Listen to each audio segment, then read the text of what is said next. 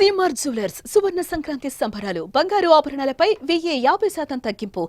నేనేమంటానంటే మీ బలం మీ positive thinking, మీ బలం మీ కన్విక్షన్, మీ బలం మీ ధ్యేయం నుంచి పక్కదారి పట్టకపోవటం. మీరెవరైనా సరే మీ ఎయిమ్ ఏంటి అనే దాన్ని మీరు ఫిక్స్ చేసుకోండి. ఆ ఎయిమ్ని వెళ్ళటం కోసంగా దారులు వెతుక్కోండి. అవకాశాలు ఇలాగ అబండెంట్గా ఉంటాయి. వాటిల్లో మనకు కావలసిన అవకాశాలు, మన ధ్యేయానికి లక్ష్యానికి దగ్గరగా ఉండే అవకాశాలు మనకి పాపపై కనపడుతుంటాం. ఆ పాపపై కనపడే దాన్ని మనం గుర్తించగలగాలి, వాటిని ఎంబ్రేస్ చేసుకోగలగాలి, వాటిని మనకు అనుకూలంగా మనం మలుచుకోగలగాలి, అవి మనం బలంగా చేసుకోగలగాలి, వెళ్ళాలి. ఇనీషియల్గా వెళ్ళినప్పుడు డబ్బే సంపాదించుకోండి. డబ్బే కాదు ప్రధానం, నిలదొక్కుకోవడం ప్రధానం. మన ఎయిమ్ వైపు మనం వెళ్ళటం అన్నది అది ప్రధానం. వెళ్ళిన తర్వాత డబ్బు ఆటోమేటిక్గా వస్తుంది. అనుకున్నావా ఇంత వస్తుందని, ఆ తర్వాత డబ్బునే పెంచుతుంది. సో నేను అలాగే వెళ్తూ వచ్చాను. నిలదొక్కుకోవాలి, ఇక్కడ నెంబర్ 1 అనిపించుకోవాలి, నా స్థానం సుస్థిరం. ఇది లేకపోతే నేను బయట నయా పైసాకి పని చేయను. ప్రైమ్ టైం నా లైఫ్లో అయిపోయింది కాబట్టి ఇక్కడ ఏమైనా సరే అని ఆ రకంగా వెళ్ళాడు. ఎక్కడ ఈగోకి వెళ్ళకుండా, ఎక్కడ హర్ట్ అవ్వకుండా, వాళ్ళు నన్ను సినిమాలను తీసేసరే, నన్ను కాదన్నారే అనే కోపం కంటే కూడాను వాళ్ళని ప్రసన్నం చేసుకోవాలి. వాళ్ళు మళ్ళీ అతన్ని మనం బాధ పెట్టుంటామేమో కదా అని వాళ్ళ మనసుల్లో వాళ్ళు వాళ్ళు గిల్ట్ ఫీల్ అయ్యేలాగా చేసి నెక్స్ట్ ఏమైనా సిద్ధం సినిమా చేయాలయా అని అనిపించేలాగా నా బిహేవియర్ ఉండేది. ఆ బిహేవియర్ తోటి వాళ్ళ ఆఫీస్కి వెళ్ళి కూర్చునేవాడిని. అంటే అక్కడ నాకు ఒక పౌరుషం లేదని కాదు, పరిస్థితి నాకు అనుకూలంగా మలుచుకోవటంలో నేను అది ఆ రకంగా కొంచెం తగ్గి వెళ్తాను. నేను తగ్గడం మూలంగా ఆ తర్వాత వచ్చే కరెంటు వేవ్స్ దాని మీద ఎక్కితే అదే తీసుకెళ్తాను పైకి. అది నమ్మిన వాడిని నేను. అలాంటి దర్శకులతోటి, ఆ దర్శకులతోటి నేను హైయెస్ట్ సినిమాలు చేశాను అన్నది ఈ రోజున వాస్తవం. అలాగే ఇక్కడ సినిమా ఇండస్ట్రీలో నీ టాలెంట్ అనేది ఇనీషియల్ స్టేజ్లో secondary. How you behave, how you cooperate with the producers. So all the time how you look in to their benefit. వాళ్ళ బాగులు ఎలా చూసుకుంటావు, వాళ్ళకి లాభం రావాలి ఎలా చూసుకుంటావు అనే దాని మీద దృష్టి పెడితే అది నిన్ను మరింత దగ్గర చేర్చుకుంటుంది. రామారావు గారి ఎగ్జిట్ తర్వాత, ఆయన పాలిటిక్స్కి వెళ్ళిన తరువాత ఒక గ్యాప్ లోపల ఉన్నారు మహానటులు ఎంతోమంది ఉన్నారు. శోభన్ బాబు గారు, కృష్ణరాజు గారు, కృష్ణ గారు, నాగేశ్వర గారు, అందరూ ఉన్నారు. ఆ టైంలో ఒక కొత్త వాటికి ఛాన్స్ రావడం అనేది ఎంత కష్టం అనేది నేను ప్రత్యేకించి చెప్పక్కల. ఈ రోజుల్లో మాత్రం కానే కాదు. ఆ రోజుల్లో ఏంటి అంటే నా టాలెంట్ ఉంది కదా ఎస్ అని అనుకుంటే కుదరదు బాబు. నీ బిహేవియర్ కూడా దానికి అడిషనల్గా యాడ్ అవ్వాలి.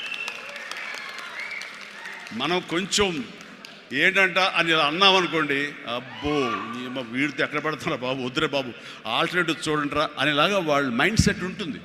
మనలాంటి నటులు ఎంతోమంది ఉంటారు. బట్ వాళ్ళలో మనం బెస్ట్ ఆప్షన్ అంటే అపార్ట్ ఫ్రమ్ అవర్ హిస్టానిక్ టాలెంట్స్, మనకున్న నైపుణ్యం కంటే కూడా మన వ్యక్తిత్వం కూడా అక్కడ చాలా చాలా ప్రధానమైన పాత్ర వహిస్తుంది. అలాంటి వ్యక్తిత్వాన్ని నమ్ముకుని వాళ్ళ ఆఫీసులకు వెళ్ళి కూర్చుని వాళ్ళతో సత్సంబంధాలు ఏర్పరచుకుని మీలో ఒకడిని అంటూ వాళ్ళకి ఆ నమ్మకం కలిగించి పెట్టి అలా ముందుకు వెళ్తుండేవాడిని.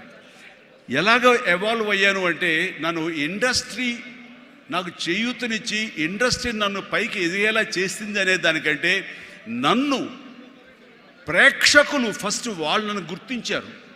ఇండస్ట్రీ గుర్తించలేదు, ప్రేక్షకులు గుర్తించారు, ప్రేక్షకులు చేయూతనిచ్చారు. అందుకనే ప్రేక్షకుల పట్ల నాకు ఎప్పుడూ కృతజ్ఞత ఉంటుంది.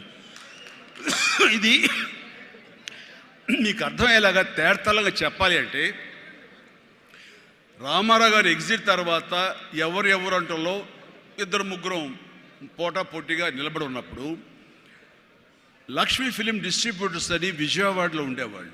అప్పట్లో ఇప్పట్లాగా బయింగ్ అలాంటివి లేవు. ఏరియాల వైజ్ కొనటం సినిమాలు లేవు, బయర్ సిస్టమ్ లేదు, ఓన్లీ డిస్ట్రిబ్యూషన్. అంటే డిస్ట్రిబ్యూటర్ అనేవాళ్ళు బెజవాడ నుంచి వచ్చి ఎవరెవరు ఏ సినిమాలు తీస్తారు, కథలు నచ్చితే కనుక ఆ కథకి ఇంత బడ్జెట్ ఇచ్చేవాళ్ళు. ఆ బడ్జెట్తో తోటి సినిమాలు తీసేవాళ్ళు, అందులో లాభాలు ఎంతో మిగుల్చుకొని మిగతా వాళ్ళు డిస్ట్రిబ్యూటర్స్ వాళ్ళు డిస్ట్రిబ్యూట్ చేసుకుని ఆ వచ్చే డబ్బు వాళ్ళు పంచుకునేవాళ్ళు. ఇది సిస్టమ్.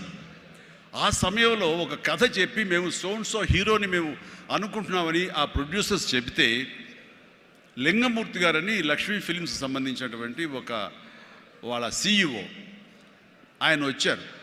ఓకే, ఎంత ఎక్స్పెక్ట్ చేస్తున్నారు ఆ హీరో మీద? అప్పుడు 25 crores ల్యాక్స్, సారీ క్రోర్స్ కాదు, ల్యాక్సే. 25 lakhs 30 lakhs, కానీ మాది బడ్జెట్ ఎక్కువ అండి, 50 lakhs పైన అవుతుంది అని. అంటే ఆ హీరో మీద 50 lakhs అంటే మాకు చాలా రిస్క్. చిరంజీవి అని వస్తున్నాడు కదా, అతని మీద అయితే ఇస్తాం అని.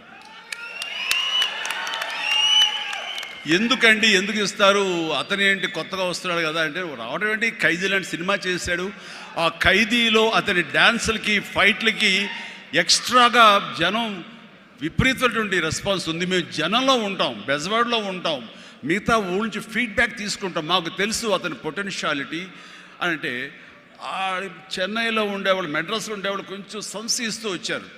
కాదండి, ఇతనైతేనే 50 ఇస్తాం, వాళ్ళైతే మాత్రం 30 కంటే ఎక్కువ ఇవ్వలేము అని వాళ్ళు తేల్చి చెప్పిన తర్వాత ఆయన ఒక మాట అన్నాడు, సాంగ్స్ అండ్ ఫైట్స్ అనేవి అప్పటి వరకు మినీ ఇంటర్వెల్స్. స్మోక్ చేసేవాళ్ళు కానీ, లేకపోతే బాత్రూమ్ వెళ్ళేవాళ్ళు కానీ, లేకపోతే రిఫ్రెష్మెంట్స్ కోసం బయటికి టీ తాగడం వెళ్ళేవాళ్ళకి సాంగ్ రాగానే వాళ్ళు బయటికి వెళ్ళిపోయేవాళ్ళు. ఫైట్స్ అనగానే కొంచెం అసహనంగా ఉండి బయటికి వెళ్ళిపోయేవాళ్ళు, ఎందుకంటే అది డూప్ చేస్తున్నాడు రా, మధ్యలో క్లోజప్స్లో హీరో తప్ప, అండ్ సాంగ్స్లో ఏంట్రా అది, అలాగే ఉండేది కామెంట్స్ అని. ఆయన చెప్పిన మాటలు ఇవి, నా మాటలు కాదు. ఆయన అన్నారు, కానీ అదే ఈ అబ్బాయి సాంగ్స్ అయితే కనుక ప్రొజెక్టర్ ఆపి మళ్ళీ రిపీట్ తోటి మళ్ళీ వేయండి అని అనిపించుకుంటున్నారు. ఇది మాకు కావాలి, ఇది మాకు డబ్బులు తెచ్చిపెట్టేది, కాబట్టి ఈ అబ్బాయి అయితే కనుక ఇంత ఇస్తాము అని తేల్చుకోవడంటే, అప్పుడు వీళ్ళందరూ తప్పనిసరి, అంటే ప్రజలు కోరుకుంటున్నారు కాబట్టి, డిస్ట్రిబ్యూటర్స్ ఇన్సిస్ట్ చేస్తున్నారు కాబట్టి, నాకు ప్రొడ్యూసర్ అప్పుడు నా వైపు చూశారు. అది పోయి ఏమైందంటే, రామారావు గారి తర్వాత రామారావు గారి ప్రొడ్యూసర్లు ఎవరున్నారో అంతమంది ప్రొడ్యూసర్, దేవిప్రసాద్ గారు, చలసాని గోపి గారు, త్రివిక్రమ్ గారు, అండ్ వాట్ నాట్, ఏడు నాగేశ్వరరావు గారు, ఇలాంటి నిష్ణాతులైన ప్రొడ్యూసర్లు అందరూ ప్రతిరోజు నా షూటింగ్లు ఎక్కడ జరుగుతున్నా, ఎవరితో జరుగుతున్నా, ఏ ప్రొడక్షన్ జరుగుతున్నా సరే వచ్చి నా దగ్గర కూర్చుని వాళ్ళందరూ కలిపి ఈవినింగ్ స్నాక్స్ తింటూ ఉండేవారు. అప్పుడు అనేది ఇది కదా నా బలం, ఇది కదా నేను సాధించుకున్నాను అని. రామారావు గారి ప్రొడ్యూసర్లు తిరిగి నాతో సినిమాలు తీస్తుంటే అది ఎనలేని బలం. నెంబర్ 1 హీరో అవ్వాలని అనుకున్న నాకు ఆ క్షణం అనిపించింది, అయ్యానని ఒకసారి కాలర్ ఎగరేస్తే ఏమవుతుందో కూడా నాకు తెలుసు. అందుకనే అణిగిమణిగే ఉండాలి, ఎప్పుడు సబ్జ్యూడ్గానే ఉండాలి. నెంబర్ 1 అనేది నా మైండ్లో ఎప్పుడు పెట్టుకునేవాడిని కాను. స్వేర్ కష్టపడి పనిచేస్తే ఆటోమేటిక్గా ఆ నెంబర్ అట్లాగే ఉంటుంది తప్ప ఎక్కడికి పోదు. అదే నమ్మకంతో తప్ప నేను నెంబర్ 1 చెప్పుకుంటే అది నాతో నిలబడుతుందన్న నమ్మకం లేదు. మనం కష్టపడి అలాగే అదే విధంగా ముందుకు సాగుతూ ఉంటే కనుక ఆటోమేటిక్గా వస్తుంది. ఆ నెంబర్ 1 స్థానం అలా నిలబడి ఉంటుంది. అది గట్టిగా నమ్మిన వాడిని. ఇది ఎవరు చెప్పింది కాదు, నా అంతరాత్మ నాకు చెప్పింది, కాబట్టి దాంతో